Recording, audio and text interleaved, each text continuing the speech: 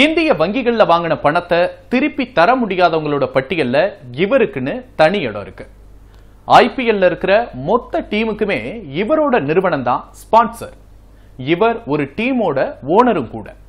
இப்படி இந்திய அரசால கைது செய்யப்படுறதுக்காக தேடப்பட்டு கொண்டிருக்கிற ஒரு முக்கியமான பிரபலமும் கூட.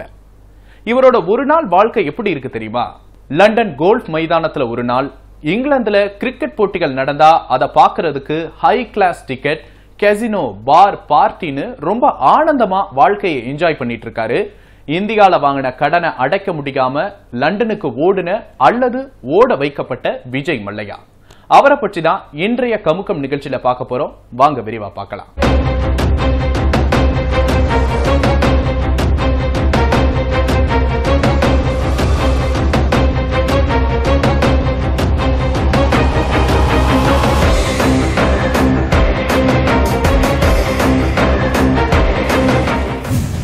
பிரதமர் மோடி ஆட்சிக்கு வந்த நாள் முதலாக அச்சே தின் என்று சொல்லிக் கொண்டிருக்கின்றார். அச்சே தின் என்றால் இந்தியில் நல்ல காலம் என்று பொருள். நல்ல காலம் வந்துவிட்டது என்று மோடி சொன்னது நமக்காகத்தான் என்று மக்கள் நினைத்தார்கள். ஆனால் அது தனக்காக என்பதை மிகச்சரியாக புரிந்து கொண்டார் விஜய் மல்லையா. அதனால்தான் இந்திய பொதுத்துறை வங்கிகளில் பல்லாயிரம் கோடி ரூபாய் கடன் வாங்கிவிட்டு அதை திருப்பிச் செலுத்தாமல் பாதுகாப்பாக லண்டனில் வாழ்ந்து கொண்டிருக்கின்றார். இந்த நேரத்தில் பொதுத்துறை வங்கிகளில் வாராக்கடன் பிரச்சினை தொடர்பாக 2014 நாடாளுமன்ற தேர்தலின் போது மோடி பேசியதை கவனிக்க வேண்டும். बड़े बड़े उद्योगकार जो हजारों करोड़ रुपयों के उद्योग चलाते हैं,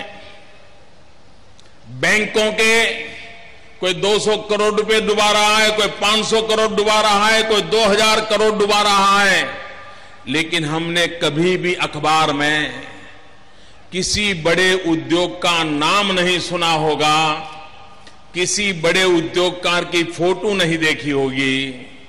लेकिन एक छोटा उद्योगकार अगर उसके बेचारे ने 1 लाख रुपया बैंक को अगर नहीं भर पा रहा है, 2 लाख रुपया नहीं दे पा रहा है, लोन वापस नहीं कर पा रहा है, तो ये बैंक वाले, ये दिल्ली की सरकार अखबार में उसको फोटो के साथ एडवर्टाइजमेंट देते हैं कि ये पैसे नहीं दे रहा है और उसको मरने के लिए, आत्महत्या करने के लिए मजबूर करते हैं. இந்த நாட்டிலே இந்த மத்திய அரசாங்கத்தின் செயல்பாடு 1000 கோடி 2000 கோடி மூலதனத்திலே செயல்பட்டு கொண்டிருக்கின்ற தொழிற்சாலைகள், அவர்கள் 100 கோடி 200 கோடி 500 கோடி என்று வங்கிகளிலே பணம் பெற்று அதை திரும்ப செலுத்தாமல் இருந்தால் எங்காவது அவர்கள் பற்றிய பெயர் செய்தி பத்திரிகைகளிலே பார்த்திருக்கிறோமா? ஆனால் சிறு சிறு தொழில் செய்கின்ற சிறு தொழில் செய்பவர்கள் 1 லட்சம் ரூபாய் 2 லட்சம் ரூபாய் வாங்கிய கடனை திரும்ப செலுத்தவில்லை என்று சொன்னால் அவர்களுடைய படத்தை போட்டு இவர்கள் பணம் திரும்ப செலுத்தவில்லை என்று அவர்களை தற்கொலைக்கு தூண்டுகின்ற செயலினை இந்த மத்திய அரசாங்கமானது செய்து கொண்டிருக்கிறது. இப்படியெல்லாம் தேர்தலின் போது வார்த்தை ஜாலம் காட்டிய மோடி அதனை செயலாக்கவில்லை. அதற்கு ஒரு அசலான எடுத்துக்காட்டுதான் விஜய் மல்லையா என்றால் மிக இல்லை. அவரது கிங்ஃபிஷ் ஏர்லைன்ஸ் நிறுவனம் தொடங்கப்பட்ட போது கிங்ஸ் ஆஃப் குட் டைம்ஸ் என்பது அதன் மோட்டோ வாக்கியம். ஆனால் அந்த கிங்ஃபிஷர் நிறுவனம்தான் மல்லையாவுக்கு கிங்ஸ் ஆஃப் பேட் டைம்ஸ் என்ற பெயரையும் பெற்றுத்தந்து நாட்டை விட்டு ஓடவும் வைத்தது. சமீபத்துல எனக்கு பிடிச்ச நகரமான ஊட்டியிலிருந்து நண்பர் ஒருத்தர் சாக்லேட் வாங்கிட்டு வந்திருக்காரு அப்படின்னு விஜய் மல்லையா ட்விட்டர்ல போட்டிருக்காரு. இங்க இவங்க விஜய் மல்லையாவை திரும்பி இந்தியாவுக்கு கொண்டு வந்துருவோம், பணத்தை மீட்டுருவோம் அப்படின்னு ஏதேதோ சொல்லிட்டு இருக்க, அங்க ஜாலியா ஹாயா சாக்லேட் சாப்பிட்டுட்டு இருக்காரு இந்த விஜய் மல்லையா. யார் இவர்? விரிவா பார்க்கலாம். விஜய் மல்லையா என்ற இந்திய தொழிலதிபரின் வருகையும் வளர்ச்சியும் வீழ்ச்சியும் இந்திய பொருளாதாரத்துடன் நேரடியாக சம்பந்தப்பட்டிருக்கின்றது. 1947 இந்தியா சுதந்திரம் அடைந்த போது இந்தியாவில் வாழ்ந்த வெகு சில கோடீஸ்வரர்களில் ஒருவரான விட்டல் மல்லையாவுக்கு 1955 மகனாக பிறந்தார் விஜய் மல்லையா. யுனைடெட் பிரேவரிஸ் என்ற பெயரில் மல்லையாவின் தந்தை கட்டமைத்த சர்வதேச சாம்ராஜ்யம் தந்தையின் மரணத்திற்கு பின் 28 வயதில் விஜய் மல்லையா கைக்கு வந்தது. விட்டல் மல்லையா அதிகம் பேசாதவர். தொழிலில் மட்டும் கவனம் செலுத்தியவர். விஜய் மல்லையாவோ இதற்கு நேரெதிராக துடிப்பும் ஆர்வ கோளாறும் நிரம்பிய அதிரடி இளைஞனாக இருந்தார். தொழிலில் தடாலடி முடிவுகளை எடுத்தார். யுனைடெட் பிரேவரிஸ் நிறுவனத்தை 15 ஆண்டுகளில் $11 பில்லியன் ஆண்டு வருவாய் ஈட்டும் நிறுவனமாக உயர்த்தினார். 1991 இந்தியாவில் அறிமுகப்படுத்தப்பட்ட தாராளமய கொள்கை முதலீட்டிற்கும் விற்பனைக்கும் ஏற்ற தடையற்ற வாய்ப்புகளை வழங்கியது. இதை மிகச்சரியாக பயன்படுத்திக் கொண்டார் மல்லையா. கிங்ஃபிஷர் என்றால் மல்லையாவின் பெயர் மனதில் நிற்கும் அளவுக்கு அவரது புகழ் சர்வதேச அரங்கில் கொடிகட்டி பறந்தது. 1978 வருஷம் விஜய் மல்லையாவால ஆரம்பிக்கப்பட்ட நிறுவனம் தான் கிங்ஃபிஷர். இதுல 34% பங்குகள் விஜய் மல்லையா கிட்டையும் 42.4% பங்குகள் டச்சை சேர்ந்த ஹனிகேன் அப்படிங்கிற நிறுவனத்துக்கிட்டையும் இருக்கு. இதுல கால் வச்ச நாள்ல இருந்தே விஜய் மல்லையாவோட வியாபாரம் அசுர வளர்ச்சி அடைஞ்சிச்சு. தொடர்ந்து உலக பணக்காரர் வரிசையிலையும் அவர் இடம் பிடிச்சாரு. இதைத் தொடர்ந்து பல புது பிசினஸ்களை பண்ணி பயங்கரமா வளர்ந்தாரு விஜய் மல்லையா. கிங்ஃபிஷர் பீர் இந்தியாவின் நம்பர் 1 விற்பனையை எட்டியது. இந்தியாவில் 100 பீர் விற்பனையானால் அதில் 50 கிங்ஃபிஷர் பீர் என்ற அளவுக்கு அசுர வளர்ச்சி அடைந்தது. இந்த வளர்ச்சியால் சர்வதேச மார்க்கெட்டில் கால்பதித்த கிங்ஃபிஷர் நிறுவனம் 69 நாடுகளில் தன் வியாபாரத்தை விரிவுபடுத்தியது. ஒரு கட்டத்தில் உலகில் அதிகம் விற்பனையாகும் 5 பீர்களில் கிங்ஃபிஷர் பீரும் ஒன்று என்ற அளவுக்கு உயர்ந்தது. மல்லையாவின் சொத்து மட்டும் முதல் 15 வருட வளர்ச்சியிலேயே $1.1 பில்லியன் உயர்ந்தது. உலக பணக்காரர்களின் பட்டியலை ஃபோர்ப்ஸ் பத்திரிகை வெளியிட்ட போது அதில் மல்லையாவுக்கு 746வது இடம் கிடைத்தது. பிறவி பணக்காரரான மல்லையாவுக்கு தொட்டதெல்லாம் துலங்கியது. பணம் மேலும் மேலும் பணம் தந்தது. இதன் மூலம் நிறைய சொத்துக்கள் வாங்கி குவிக்க துவங்கினார். Kingfisher beer, Berger paints, best and Crompton, Mangalore chemicals, Asian age பத்திரிகை என சரிவில் இருந்த நிறுவனங்களை வாங்கி வர்த்தகம் செய்வதை முழு வேகத்தில் துவங்கினார் மல்லையா. இதனால் மல்லையாவின் வர்த்தகம் மிக பெரிதானது. கையில் ராசிக்கல், பாட்டியின் நினைவாக காதில் வைர கடுக்கன் என்ற தோற்றமளிக்கும் மல்லையாவுக்கு மிகவும் பிடித்த நிறம் சிவப்பு.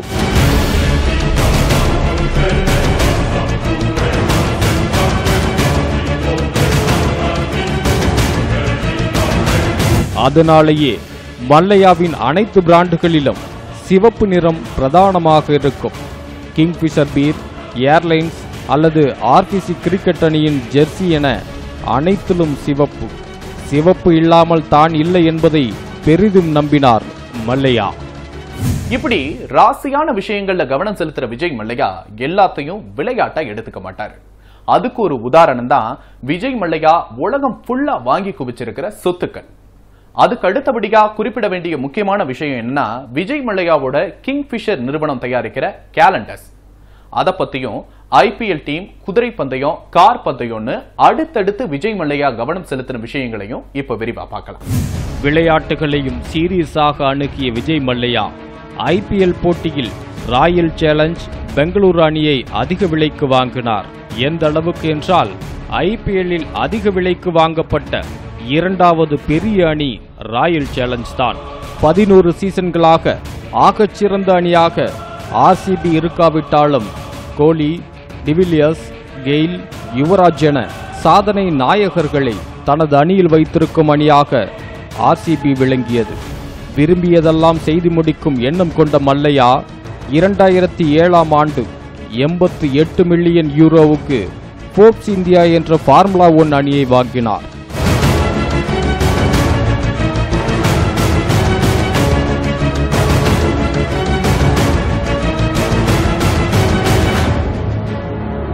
ஆயிரத்து 1920ஆம் ஆண்டு உருவாக்கப்பட்ட ஈஸ்ட் பெங்கால் ஃபுட்பால் கிளப்பை வாங்கி கிங்ஃபிஷர் ஈஸ்ட் பெங்கால் ஃபுட்பால் கிளப்பாக மாற்றினார். பந்தய குதிரைகள் மீது மிகவும் ஆர்வம் கொண்டவர் மல்லையா. 250 பந்தய குதிரைகளை வைத்திருந்த அவரின் கனவு அவர் வாங்கிய அனைத்து விளையாட்டு அணிகளையும் உள்ளடக்கிய யுனைடெட் பிரேவரிஸ் ஸ்போர்ட்ஸை உருவாக்குவதுதான். கிங்ஃபிஷர் என்றதும் ஞாபகத்துக்கு வரும் விஷயம் அதன் பிகினி காலண்டர்.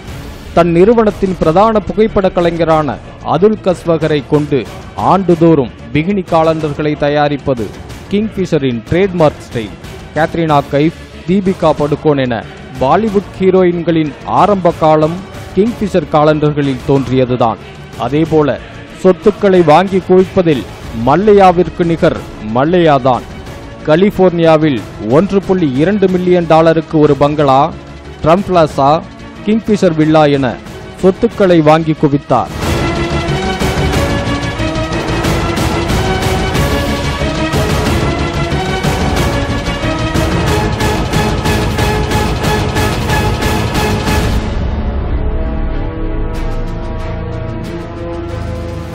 இதன் உச்சமாக பார்ட்டி கொண்டாடுவதற்கென்றே இந்தியன் எம்பரஸ் என்ற தனியார் சொகுசு படகை $93 மில்லியன் வாங்கினார். இது உலகின் 33வது மிகப்பெரிய சொகுசு கப்பல்.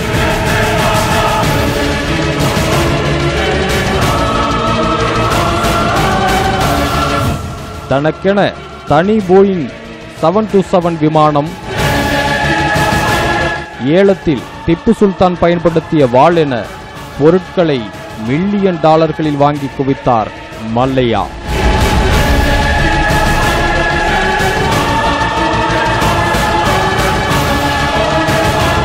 இதுக்கெல்லாம் ஒருபடி மேலேயே போய் $1.8 மில்லியன் மகாத்மா காந்தி பயன்படுத்தின பொருளையே வாங்க முயற்சி பண்ணாரு விஜய் மல்லையா. அதனை அரசு தடுக்க பார்த்தும் விஜய் மல்லையா அதை வாங்கிட்டாரு. அப்போ ஒரு சர்ச்சை எழுந்தது. ஆனா நாட்டுக்காகத்தான் இந்த பொருள் எல்லாம் வாங்கின அப்படின்னு விஜய் மல்லையா அந்த சர்ச்சைக்கு ஒரு முற்றுப்புள்ளியும் வச்சார். இந்த நேரத்துல விஜய் மல்லையாவோட அரசியல் பயணத்தை பார்த்தா சரியா இருக்கும். பொதுவாகவே சாராய வியாபாரத்தில் உள்ளோர் அரசியல் கட்சிகளுடன் நெருக்கத்தை பேணுவார்கள். சாராய பணம் அரசியலில் பாயும், அரசியல் அதிகாரம் சாராயத்தை காப்பாற்றும்.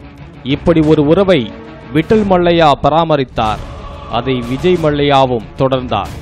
அப்படித்தான் ஜனதா தள கட்சியின் தலைவராகவும் கர்நாடகாவின் முதலமைச்சராகவும் இருந்த ராமகிருஷ்ண ஹெக்டேவால் அரசியலுக்கு அழைத்து வரப்பட்டார் மல்லையா. 2002ஆம் ஆண்டு ஜனதா தளம் சார்பில் ராஜ்யசபா உறுப்பினராக தேர்வு செய்யப்பட்டார். ஆனால் அதில் இருந்து ஓராண்டு கழித்து சுப்பிரமணியம் சாமியின் ஜனதா கட்சியில் சேர்ந்து அதன் பொதுச் செயலாளராகவும் ஆனார். 2004ஆம் ஆண்டு பொதுத் தேர்தலில் தன் கட்சியின் சார்பில் ஏராளமான வேட்பாளர்களை நிறுத்தினார். அதில் பெரும்பாலானோர் டெபாசிட் இழந்தனர். இதையெல்லாம் பார்க்கும்போது ஒரு விஷயத்தை நினைக்கிறதுலயும் அதை அடையிறதுலயும் விஜய் மல்லையா எந்த அளவுக்கு ஆடம்பரமா இருக்காரு அப்படிங்கிறது நமக்கு தெளிவாகுது. சரி, அவரோட குடும்ப வாழ்க்கை எப்படி இருந்தது? அவரோட ஆன்மீக ஈடுபாடு எப்படிப்பட்டது? இதுக்கெல்லாம் விடை இது. மல்லையாவின் குடும்ப வாழ்க்கை சற்று ஏற்ற இறக்கங்கள் கொண்டதாகத்தான் இருந்துள்ளது. 1986ஆம் ஆண்டு ஏர் இந்தியாவில் பணிப்பெண்ணாக இருந்த சமீராவை திருமணம் செய்து கொண்டவருக்கு பிறந்த மகன்தான் சித்தார்த் மல்லையா. அதன் பின் சமீராவை பிரிந்தார். 1993ஆம் ஆண்டு ரேகா என்பவரை திருமணம் செய்து கொண்டார். இவர்களுக்கு 2 மகள்கள் உள்ளனர். ஆன்மீகத்தில் அதிக ஈடுபாடு கொண்டவர் விஜய் மல்லையா. பலவித சர்ச்சைகளுக்கு பின்னர் சபரிமலை சன்னிதானத்தின் மேற்கூரைக்கு 32 கிலோ தங்கம் தந்தார். மல்லையாவின் தொழில்கள் வீழ்ச்சியை நோக்கி பயணித்த போதும் கர்நாடகாவின் குக்கே சுப்பிரமணிய சுவாமிக்கு 80 லட்சம் மதிப்புள்ள தங்க கதவுகளை வழங்கினார். கிங்ஃபிஷர் ஏர்லைன்ஸ் விமானங்கள் அனைத்தும் திருப்பதியில் பூஜை போடப்பட்டே தங்கள் முதல் சேவையை துவங்கும். திருப்பதி பூஜையெல்லாம் சரி, ஏர்லைன்ஸ் தொடங்குற ஆர்வம் விஜய் மல்லையாவுக்கு எப்படி வந்துச்சு? அதுக்கு காரணம் ஒரு ஹெலிகாப்டர் விபத்துல அவர் சிக்கினதுதான். அதுக்கப்புறம் கிங்ஃபிஷர் ஏர்லைன்ஸ் அந்த வியாபாரத்தில் செஞ்ச சாதனைகள்லாம் என்னென்ன? இந்த கேள்விகளுக்கெல்லாம் விடை இனி. ஜனதா கட்சியில் இருக்கும்போது கர்நாடக மாநிலம் பகால்கோட் அருகே ஹெலிகாப்டர் விபத்து ஒன்றில் சிக்கினார் விஜய் மல்லையா. இதன் பின்னர் பாதுகாப்பான விமான சேவை குறித்த ஆர்வம் அவருக்கு மேலோங்கியது. அதுதான் கிங்ஃபிஷர் ஏர்லைன்ஸின் ஆரம்ப புள்ளி. கிங் ஆஃப் குட் டைம்ஸ் என்ற வார்த்தையுடன் 2005ஆம் ஆண்டில் தனது மகன் சித்தார்த் மல்லையாவின் 18வது பிறந்த நாளில் 4 விமானங்களை குத்தகைக்கு வாங்கி கிங்ஃபிஷர் ஏர்லைன்ஸ் நிறுவனத்தை துவங்கினார் மல்லையா. கிங்ஃபிஷர் ஏர்லைன்ஸ் தொடங்கப்பட்ட போது வானத்தில் ஒரு 5 நட்சத்திர விடுதி என்று வர்ணிக்கப்பட்டது. இதற்கு ஏற்றாற்போல ஏராளமான விருதுகளையும் கிங்ஃபிஷர் ஏர்லைன்ஸ் பெற்றது. இது சந்தை மதிப்பில் இந்தியாவின் 2வது பெரிய நிறுவனமானது. இந்தியாவின் சிறந்த ஏர்லைன்ஸ், சிறந்த எக்கனாமிக் கிளாஸ் இருக்கைகள், சிறந்த பணியாளர் சேவை உள்ளிட்ட 30க்கும் அதிகமான விருதுகளை வென்றது. கேப்டன் கோபிநாத்தின் ஏர்டெக்கான் நிறுவனத்தில் 26% பங்குகளை 538 கோடி ரூபாய்க்கு வாங்கி சிம்பிளி ஃபிளைடெக்கான் என்று மாற்றினார் மல்லையா. 2008ஆம் ஆண்டு ஏர்டெக்கான் நிறுவனத்தை மொத்தமாக வாங்கி கிங்ஃபிஷர் ரெட் என பெயரிட்டார்.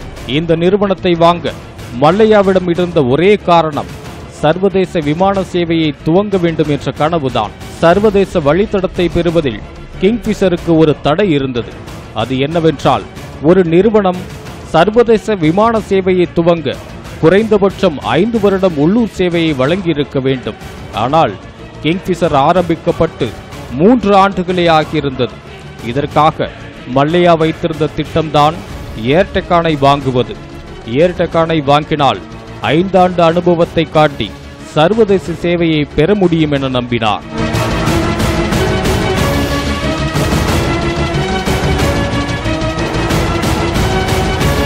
2008ஆம் வருஷம் சர்வதேச பொருளாதாரம் கடுமையான வீழ்ச்சியை சந்திச்சிச்சு. இந்த வீழ்ச்சிக்கு கிங்ஃபிஷர் நிறுவனமும் விதிவிலக்கல்ல. சித்தார்த் மல்லையாவோட பொறுப்பற்ற நிர்வாகமும் உயர்மட்ட அதிகாரிகளை அடிக்கடி மாற்றுறதும் கிங்ஃபிஷர் நிறுவனத்திற்கு 2 வருஷத்துல 2000 கோடி ரூபாய் நஷ்டத்தை ஏற்படுத்துச்சு. இந்த நஷ்டத்தை எல்லாம் சரிகட்ட 100 விமானிகளை கிங்ஃபிஷர் நிறுவனம் பணியிலிருந்து நீக்குது. இந்த நேரத்துல ஒரே வருஷத்துல அந்த நிறுவனத்தோட 50% பங்குகளோட விலை சரிவை சந்திக்குது. அதே சமயத்தில்தான் ஸ்டேட் வங்கியின் கீழ் இயங்கும் 17 வங்கிகளில் மல்லையா வாங்கியிருந்த கடன் 6500 கோடியை தாண்டியது. அத்துடன் மும்பை விமான நிலையத்துக்கு செலுத்த வேண்டிய 90 கோடியை கேட்டு நோட்டீஸ் அனுப்பப்பட்டது. 70 கோடி சேவை வரியை செலுத்த தவறியதால் கணக்குகளை முடக்கியது சேவை வரித்துறை. மார்ச் 2012ஆம் ஆண்டு வேலை நிறுத்தத்தை துவங்கினர் கிங்ஃபிஷர் பணியாளர்கள். வங்கி கடன்கள் ஒருபுறம் கழுத்தை நெரித்தது. அரசு மறுபுறம் வரி பாக்கியை அதட்டி கேட்டது. ஊதிய பாக்கியை கேட்டும் வேலை நீக்கத்தை கண்டித்தும் ஊழியர்கள் தெருவுக்கு வந்து போராடினர். போதுமான எண்ணிக்கையில் பைலட்டுகள் இல்லை என தற்காலிகமாக நிறுத்தப்பட்ட கிங்ஃபிஷர் விமான சேவை 2012 டிசம்பரில் முழுவதுமாக முடங்கியது. ஏர்டெக்கானை வாங்கி சர்வதேச அளவில் கிங்ஃபிஷர் விமானங்களை பறக்க வைக்கும் கனவுடன் இருந்தார் மல்லையா. ஆனால் இந்தியாவில் பறந்து கொண்டிருந்த விமானங்களே முடக்கப்பட்டன. ஒரு மாபெரும் தொழில் சாம்ராஜ்யம் வீழ்ந்து நொறுங்கத் தொடங்கியது. உலக பணக்காரர்கள் பட்டியலில் இருந்து மல்லையாவை தூக்கி எறிஞ்சது போப்ஸ். இந்திய வர்த்தகத்துல ஒரு கேம் சேஞ்சர் அப்படின்னு மல்லையாவை பாராட்டின மீடியாக்கள் எல்லாம் மோசடி மன்னன் அப்படின்னு மல்லையாவை விமர்சிச்சு. கிங் ஆஃப் குட் டைம்ஸா இருந்த Vijay Mallya king of bad times ஆனாரு. ஆர்சிபி, பெங்கால் ஃபுட்பால், ஜனதாதள பதவின்னு எல்லாத்துல இருந்தும் விஜய் மல்லையா கலட்டி விடப்படுறாரு. இதுக்கப்புறம் வாங்கின கடனை திருப்பி செலுத்த முடியாம லண்டன் தப்பிச்சு போறாரு. அதுக்கு யாரெல்லாம் உதவுனாங்கன்னு அவரே சொல்லியிருக்காரு. 2016 மார்ச் 2ஆம் தேதி இந்தியாவின் பல்வேறு பொதுத்துறை வங்கிகளும் ஒன்றிணைந்து கடன் வசூல் தீர்ப்பாயத்தில் முறையிட்டன. விஜய் மல்லையா தங்களிடம் பெற்றுள்ள 9091 கோடி ரூபாய் கடனை திருப்பி வழங்க வேண்டும் என்பதே அவர்களின் கோரிக்கை. அவர்கள் இந்த கோரிக்கையுடன் கடன் வசூல் தீர்ப்பாயத்தை அணுகிய அதே 2016 மார்ச் 2ஆம் தேதிதான் விஜய் மல்லையா லண்டனுக்கு விமானம் ஏறினார். அவரை பாதுகாப்பாக லண்டனுக்கு அனுப்பி வைத்துவிட்டு மல்லையாவிடமிருந்து கடன் தொகையை வசூலித்து தர வேண்டும் என்று தீர்ப்பாயத்துக்கு சென்றன நமது வங்கிகள். இது யாரோ ஒருவருடைய யூகமில்லை. இந்திய அரசின் அப்போதைய attorney general Mukul Rohatgi supreme court அளித்த வாக்குமூலம். விஜய் மல்லையாவோ இதைவிட அதிரடியாக, நான் லண்டன் கிளம்புவதற்கு முன்பு நாடாளுமன்றத்தில் நிதியமைச்சர் அருண் ஜேட்லியை சந்தித்து விட்டுதான் வந்தேன் என்று சொன்னார். மல்லையாவை இந்தியாவுக்கு அனுப்ப சொல்லி தொடரப்பட்ட வழக்கில் 3 முறை அதற்கான உத்தரவை பெற்ற பிறகும் சில மணி நேரங்களில் பெயிலில் வெளிவந்து அதிர்ச்சி தந்தார். 2018ஆம் ஆண்டிலும் மல்லையாவை இந்தியாவுக்கு கொண்டு வருவது என்ற முடிவு பரிசீலிக்கப்பட்டது. இதற்காக சிபிஐ விசாரணையில் சமர்ப்பிக்கப்பட்ட ஆவணங்களின் அடிப்படையில் நீதிபதிகள் மல்லையாவை இந்தியா கொண்டு வர நடவடிக்கைகளை மேற்கொண்டனர்.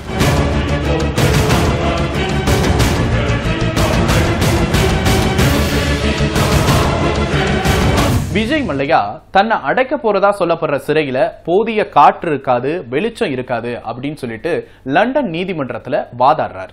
இதுக்கப்புறமா இந்திய அரசின் சார்பில் தாக்கல் செய்யப்பட்ட வீடியோ ஆதாரத்துல பாராக் 12 ஆர்த்தர் சாலையில இருக்கிற சிறைச்சாலையில விஜய் மல்லையாவை அடைக்க போறதா தெரிவிச்சிருந்தாங்க. வழக்கு இறுதி கட்டத்தை எட்டும் போது 2018ஆம் ஆண்டு செப்டம்பர் 12ஆம் தேதி மீடியாவை சந்தித்தார் மல்லையா. அப்போதுதான் இந்தியாவை விட்டு வெளியேறும் போது அருண்ஜேட்லியை சந்தித்துவிட்டு கிளம்பியதை வெளிப்படுத்தினார். அருண்ஜேட்லி பதறி அவர் கூறியது தவறு என்று மறுப்பு தெரிவித்தார். மேலும் மல்லையா இந்திய பிரதமர் மோடிக்கு எழுதிய கடிதத்தில் அவர் மீதுள்ள குற்றங்களை ஒரு குழு வைத்து விசாரணை செய்ய கூறியதாகவும், ஆனால் அக்கடிதத்துக்கு நிதியமைச்சரோ பிரதமரோ பதிலளிக்கவில்லை என்றும் தெரிவித்துள்ளார். டிசம்பர் 10, 2018 மல்லையாவை இன்னும் 2 மாதங்களுக்குள் இந்தியாவுக்கு அனுப்ப வேண்டும் என்று இங்கிலாந்து நீதிமன்றம் தீர்ப்பளித்தது. இதனை எதிர்த்து அங்குள்ள நீதிமன்றத்தில் மேல்முறையீடு செய்தார் மல்லையா. இதற்கிடையில் நாடாளுமன்றத்தில் தனது கடைசி உரையை நிகழ்த்திய பிரதமர் மோடி 9,000 கோடி ரூபாயை சுருட்டிக் கொண்டு ஒருவர் ஓடிவிட்டார் என்று மல்லையாவின் பெயரை குறிப்பிடாமல் பேசினார். இதற்கு உண்மையிலேயே மோடி நன்றாக பேசுபவர், நான் கடன் பெற்ற பணத்தை திருப்பி அளிக்கிறேன் என்று கர்நாடக உயர்நீதிமன்றத்தில் ஏற்கனவே தெரிவித்துவிட்டேன். எனது பணத்தை அவர்கள் பெற்றிருக்கலாம், ஆனால் வங்கிகள் எனது பணத்தை பெற அனுமதிக்கப்படாதது ஏன் என பதிலடியாக கேள்வி எழுப்பியிருக்கிறார் விஜய் மல்லையா. இதற்கு மத்திய அரசு தரப்போ பாஜகவோ உரிய பதிலை சொல்லவில்லை.